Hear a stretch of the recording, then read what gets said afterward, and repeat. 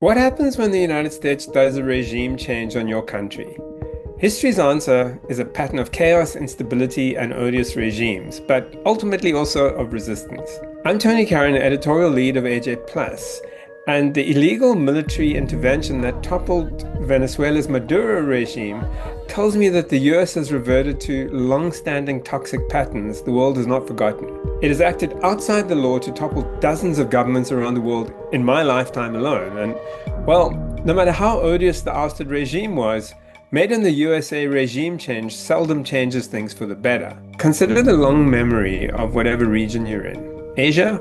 We could start with Indonesia, where the CIA helped orchestrate a 1965 coup that ousted President Sukarno and saw 500,000 people or more slaughtered by the regime led by the US-backed dictator Suharto, who ruled for 3 decades. Or Vietnam, where the US subverted the Geneva Peace Accords to create a separate state of South Vietnam, installed the dictator Ngo Dinh Diem, removed him in a coup 8 years later, and waged a war that killed some 2 million Vietnamese before the US accepted defeat. Moving further west, we could stop in Iran. 1953, the CIA and its British counterparts orchestrated the ouster of its democratically elected president, Mohammad Mossadegh, installing Shah Pahlavi, whose monarchical dictatorship violently crushed democratic opposition, and whose US-friendly authoritarian rule produced the Islamic Revolution in 1979. In next-door Iraq, the US mounted an illegal invasion on a bogus pretext in 2003 to oust dictator Saddam Hussein,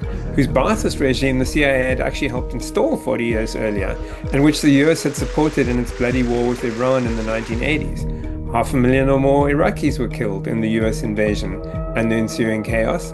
If you're in Africa, you might remember the CIA's role in the overthrow of the Democratic Republic of Congo's first elected Prime Minister, Patrice Lumumba, and US backing for the kleptocrat dictator Mobutu Sese Seko, whose regime left tens of thousands of his countrymen dead and most impoverished. Further west, if you ask your AI which Latin American country has not suffered some form of US interference in its sovereign governance, it struggles to find an answer. The Venezuela regime change is but the latest US military or CIA intervention among dozens in Latin America and the Caribbean over more than a century, whose highlights include invasions of Haiti, Cuba, the Dominican Republic, Guatemala, Panama, Grenada, and more, as well as CIA orchestration of coups in Brazil, Ecuador, Chile, Bolivia, and backing of military dictators in more. The US is the world's most powerful military, meaning it's very good at breaking things. But military power doesn't build anything, as the US learned most recently in Iraq and Afghanistan. But the Vietnamese example is worth remembering because its people held a key weapon, a very long memory.